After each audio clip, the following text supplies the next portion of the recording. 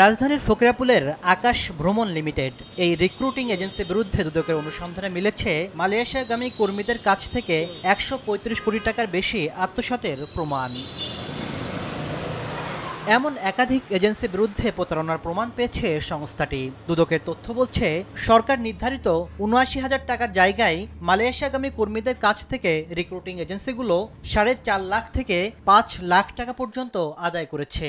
২০২১ থেকে ২০২৪ সাল পর্যন্ত ১৩টি এজেন্সি অতিরিক্ত প্রায় ১২০০ কোটি টাকা হাতিয়ে নিয়েছে বলে প্রমাণ পাওয়া গেছে। সরকার কর্তৃক নির্ধারিত ফি ছিল ৭৮,৯৯০ টাকা। এর বাইরেও তারা বিভিন্ন ক্ষেত্রে, বিশেষ করে পাসপোর্ট, স্বাস্থ্য পরীক্ষা, এই বিষয় খাতগুলোতে অতিরিক্ত অর্থ আদায় করেছে। এদিকে আইসিটি মন্ত্রণালয়ে কাজ না করেই প্রকল্পের ৫১৩ কোটি টাকা আত্মসাতের অভিযোগ উঠেছে সজীব ওয়াজেদ জয়ের বিরুদ্ধে। এ ঘটনায় সহযোগী হিসাবে সাবেক প্রতিমন্ত্রী জুনায়েদ আহমেদ পলক সহ মন্ত্রণালয়ের আরও ১৬ জন কর্মকর্তার নাম এসেছে। এরই মধ্যে নথি সংগ্রহ ও জিজ্ঞাসাবাদ শুরু করেছে দুদক। তার রেকর্ডপত্র সংগ্রহ করেছেন এবং যারা এর সাথে সম্পৃক্ত রয়েছেন তাদেরকে জিজ্ঞাসাবাদ করছেন।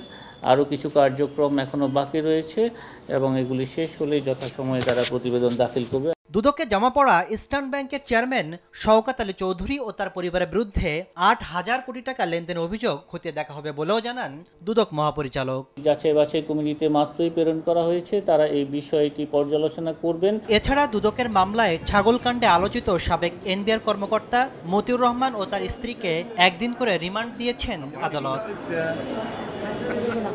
তাসলিম তৌহিদ, সময় সংবাদ, ঢাকা।